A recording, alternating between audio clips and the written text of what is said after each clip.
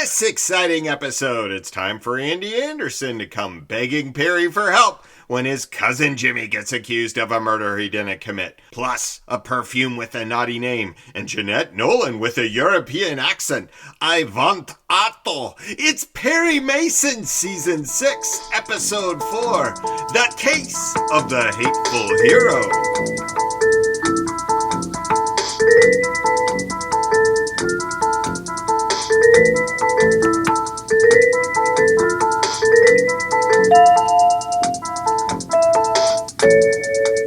Welcome to the Perry Pod. I'm your humble host, Jonathan Searcy. My purpose, pretty simple: provide an audio companion to every episode of television's greatest legal drama, Perry Mason. Each episode, we give you a summary of the plot.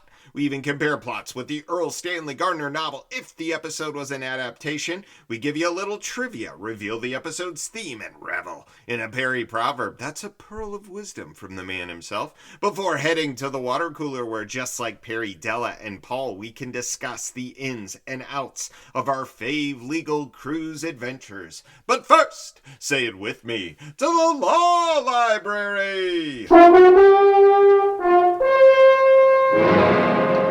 Every time we visit the law library, we investigate a legal conundrum from the episode in order to find precedents for future Perry cases. In this law library visit, we're looking at police trials.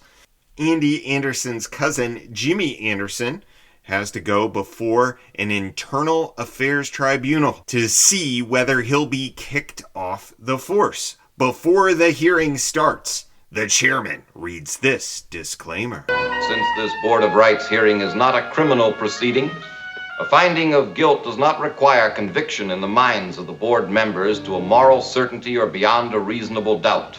A finding of guilty based on a preponderance of evidence is sufficient. The accused will raise his right hand. We ask, is this a real thing? Yes, it is. The LAPD's Board of Rights process has been on the books since the 1930s. In 2013, during a press briefing, LAPD Deputy Chief Mark Perez described the process as similar to a court-martial.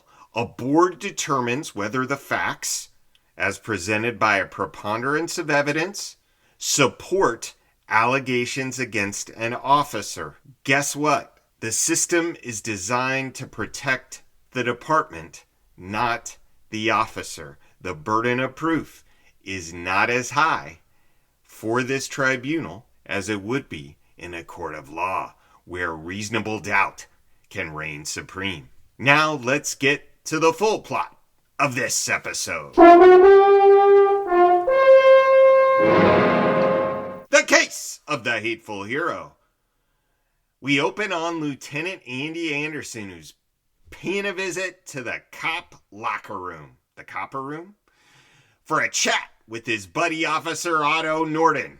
He's got two things on his mind: Mama Norden's legendary Wiener Schnitzel and the fact that Andy's cousin Jimmy has graduated from beat cop to prowl car cop tonight. It's 2 Thursday nights in a row now you missed. Your mother's patented Wiener Schnitzel, but only the best.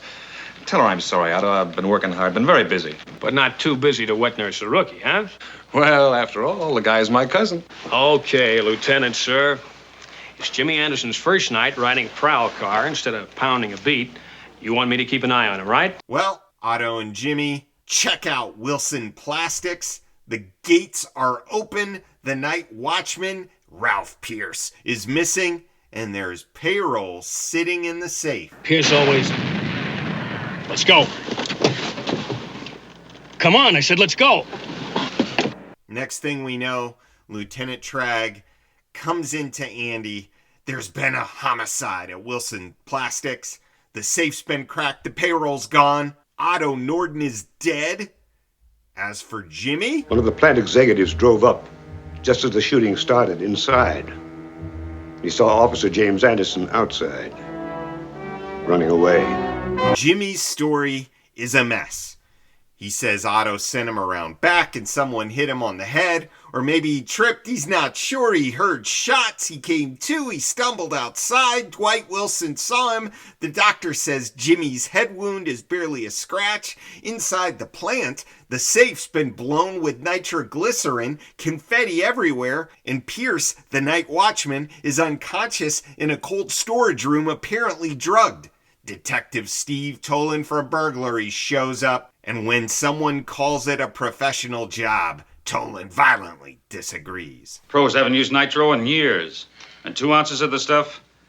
Oh, no, this was strictly amateur night in Dixie. Tolan tells Andy about a burglary at a chem lab 3 days ago. Someone swiped liquid detergent, a bottle of experimental perfume called what? Naughty Lady. What? And also nitroglycerin. That was the amount that was used at Wilson Plastics. And the thief?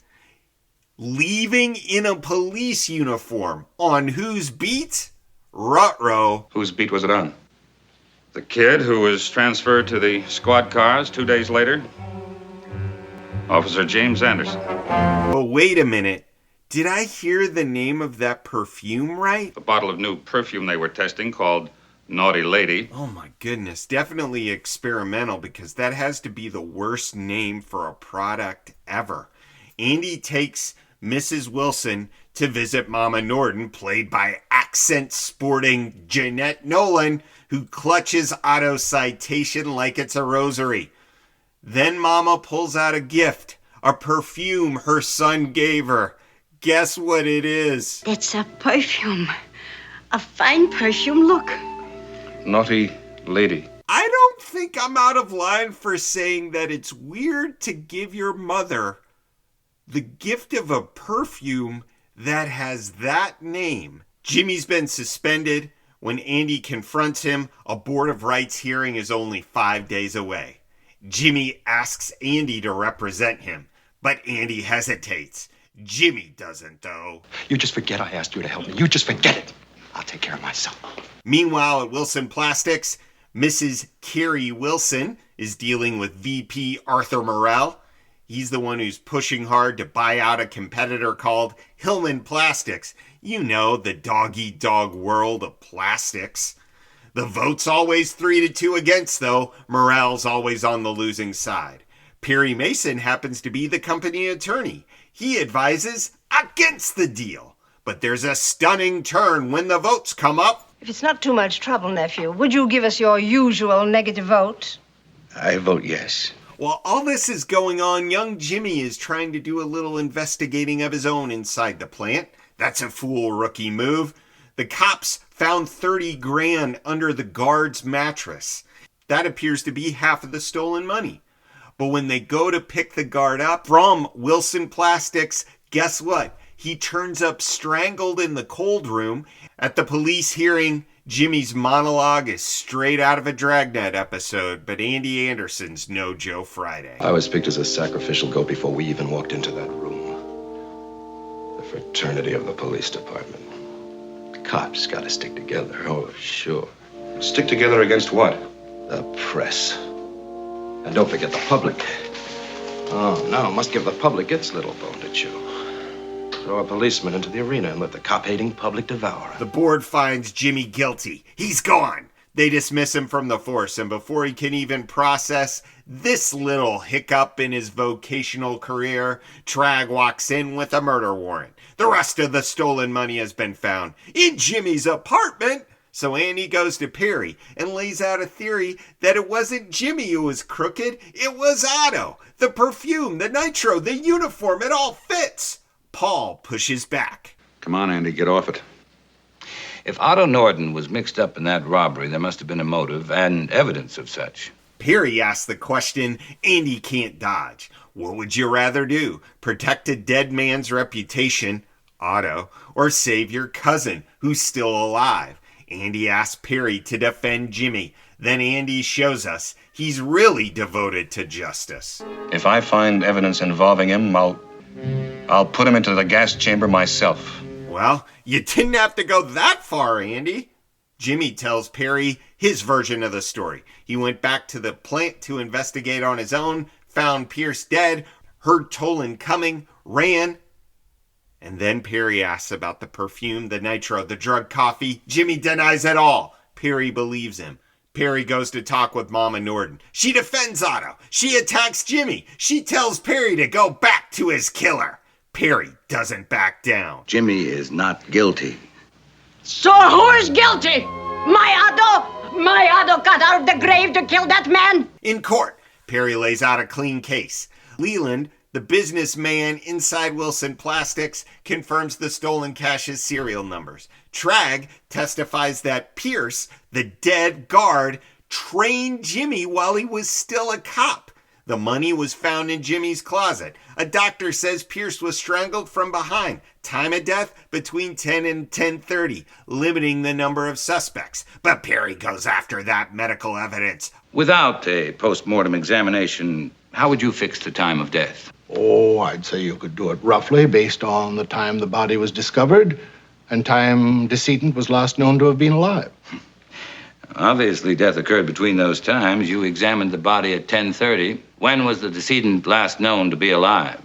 At 10, when he punched in on the time clock. Oh, you know about the time clock. But good. Of course. Did you know about it when you made your post-mortem examination? Did you know about it when you made your conclusions concerning the time of death? Yes, I was told. Yes.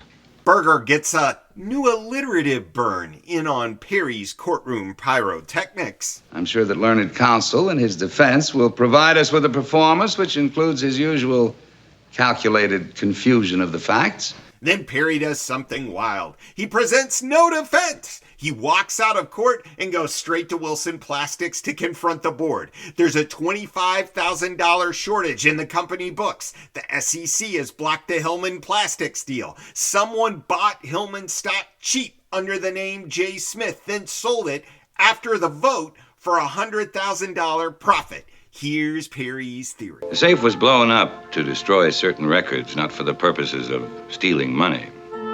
Ralph Pierce was killed because he knew the truth. Then Perry goes back to Mama Norden. He explains everything, asks her to make a phone call to get the real murderer. She initially resists, but then picks up the phone. This is Erna Norton.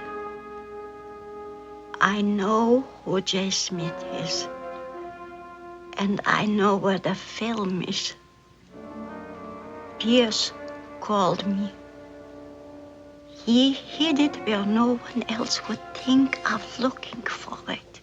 Perry's waiting in the cold room. First comes in Dwight Wilson? We found it earlier and left it there before I had Mrs. Norden call you. Missing microfilm that proves you embezzled $25,000 from the company. That microfilm could send you to jail, just as Ralph Pierce was sent to his death. I swear I didn't kill him. But he was just stealing. Who is the real mastermind? You, Mr. Leland. Yeah, he blackmailed me, Mr. Mason. That's why I changed my vote. He threatened to send me to jail if I didn't vote to buy Hillman Plastics. A sale which would have made him $100,000. The name you used was J. Smith, was it not? You knew that in court, didn't you? And you knew the actual time Ralph Pierce was killed when you questioned the doctor. Yes. When the cops show up to nab him, all Leland can do is whimper. The denouement is at Mama Norden's apartment. Perry explains that the perfume, the nitro, and the uniform wasn't stolen by Jimmy or Otto. It was Pierce, Otto's former partner on the force. Pierce hated Otto and blamed him for getting kicked out of the department, so he framed him by planting stolen goods in his apartment. Otto really deserved his decoration. Also, it's Thursday, so Andy shows up for food, and Jimmy walks in behind him with all the groceries. Mama Norton just has one condition. Officer Jimmy Anderson, if you eat my food, you have to call me Mama Norton. Now, let's get trivial, shall we? Each episode in our trivia section, I give you 3 takeaways. A Paul is a subject worth investigating more. Adela is a deep dive on an actor or actress who guest starred in the episode. Finally, a Perry is something we learn about our intrepid hero. Our Paul for this episode is a double feature. Number 1 concerns Wilson Plastics. This is a family-owned plastics company in Los Angeles with a $60,000 payroll, a board of directors, and a $2 million defense contract on the table. Here's your assignment. What were the actual plastics companies operating in Greater LA in the early 60s? And what exactly would a $2 million defense contract have looked like in 1962? What were they making?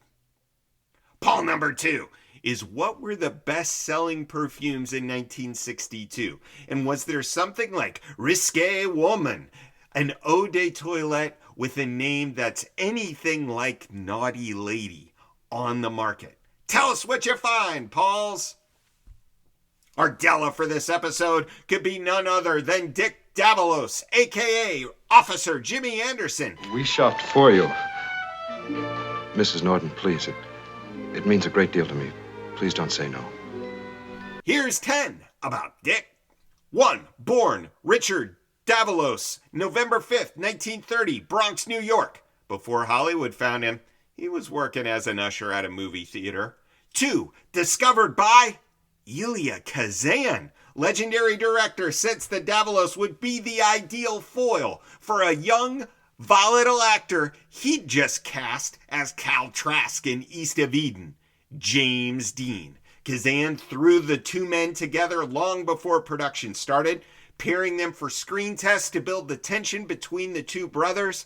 Davalos called the experience, quote, the singularly most important event in my life, end quote, and said it took him 2 years to get over the part. 3. Lived with Dean in a Burbank apartment during East of Eden's filming. Davalos made his screen debut alongside the most iconic young actor in American history. 4. Landed the lead subsequently in The Americans, an NBC Civil War drama about two brothers again, on opposite sides of the war, which aired in 1961.